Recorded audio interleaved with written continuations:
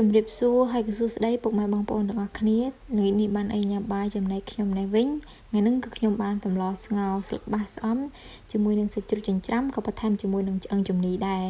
ហើយថ្ងៃនេះគឺខ្ញុំដើរទៅខាងក្រោយផ្ទះក៏ឃើញលឹកបាសល្អខ្លាំងមែនទែនដោយសារតែបងខ្ញុំគាត់ដាំដំណាំមកដាំដំណាំខាងក្រោយផ្ទះគាត់ស្រោចដំណាំតែប៉ុន្តែលឹកបាសនេះពុកម៉ែបងប្អូនអើយវាលើសល្អខ្លាំងមែនទែនវាឡើងរុំជុំវិញអាស្បៃខៀវហ្នឹងពុកម៉ែបងប្អូននិយាយថាល្អខ្លាំងមែនទែនតែម្ដងក៏ខ្ញុំនឹកឃើញថាបេះយកមកស្ងោរបដ ாய் ទៅព្រោះថាមុខនឹងកូនខ្ញុំគាត់ចូលចិត្តខ្លាំងមែនទែននិយាយរួមទៅមុខនឹង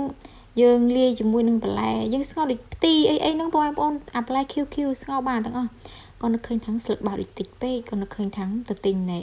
ស្អំបានមកខាំមកថាកងវឹងមកដល់បានស្អំមកខាំអង្គុយបែងអង្គុយផ្លេសមុខដៃមុខអីផងអូយវាវេទនាណា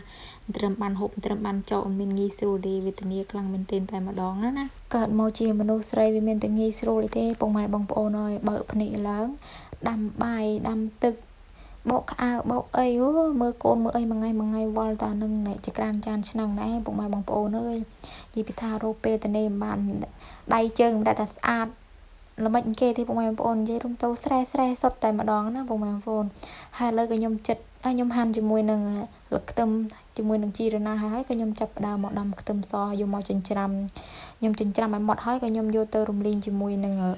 សាច់ជ្រូកណាពុកម៉ែបងប្អូនខ្ញុំអត់ចូលចិត្តដាំទឹកស្លទេខ្ញុំចូលចិត្តរំលីងវាជាមួយនឹងសាច់ហើយឥឡូវបន្លែរបស់យើងសាច់របស់យើងក៏បានរៀបចំរួចរាល់អស់ហើយលាងទឹកមកស្អាតរួចរាល់អស់ហើយក៏យើងចាប់ផ្ដើមមកស្លណាបងប្អូនហើយខ្ញុំក៏មិនភ្លេចដែរជាមួយនឹងហៃប៊ីយឺយើងយកទៅត្រាំទឹកវាចោលចឹងមកណាបងប្អូនបន្ទាប់មកក៏ខ្ញុំដាក់ឆ្នាំងឲ្យក្តៅចាក់ខ្លាញ់ចូលហើយខ្ញុំក៏ចាក់ខ្ទឹមសមកដើម្បីមករំលីងវាណាបងប្អូនយើងរំលីងវាកូរចុះកូរឡើងមកឲ្យឡើងជើងក្រងហើយក៏យើងចាប់ផ្ដើមដាក់ទឹកត្រីយើងចាក់ជាមួយនឹងសាច់ជ្រូកចិញ្ច្រាំជាមួយនឹងឆ្អឹងជំនីយើងនឹងចូលមកណាយើងកកវាដាច់ទឹកហើយក៏យើងទុកវាមកសបកមកក៏យើងចាប់ផ្ដើមចាក់ទឹកវាចូលតាមបរិមាណដែលពុកម៉ែបងប្អូនស្រឡាញ់ចូលចិត្តខ្ញុំដាក់តែមួយល្មមទេនិយាយរួមទៅហូបតែ2នាក់នឹងស្លោយទៅណាអស់ក៏ខ្ញុំដាក់ជាមួយលឹកក្រូចមកក៏យើងបិទក្របបន្តិចមកមើលទៅទឹកពុះហើយក៏ខ្ញុំដាក់ជាមួយនឹងហៃប៊ីយឺចូលណាពុកម៉ែបងប្អូនដាក់ជាមួយអំបិល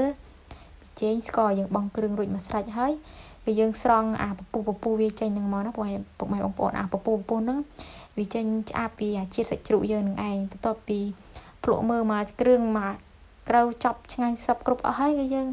មកបង់ជាមួយនឹងបន្លែរបស់យើងមានដូចជាលឹកបាសស្អំហ្នឹងយើងញុំវាតិចមកក៏ខ្ញុំគ្របវាបំពុះហើយខ្ញុំបង់ជាមួយនឹងលឹកខ្ទឹមក៏ដាក់ជាមួយនឹងម្រេចតិចដែរណាពុកម៉ែបងប្អូនឈ្ងុយហឹរអញ្ចឹងណាហើយម្ហូបរបស់យើងក៏បានឆ្អិនរួចរាល់អស់ហើយក៏យើងរៀបចំដាក់ចានហើយនិយាយថាក្លិនមកភីឈ្ងុយខ្លាំងមែនទែនអាស្អំស្អុយពុកម៉ែបងប្អូននិយាយថាជាតិសាហាវហើយឥឡូវវីដេអូនេះខ្ញុំសូមចប់តែប៉ុណ្ណេះចាំជួបគ្នានៅវីដេអូក្រោយណាសូមអរគុណ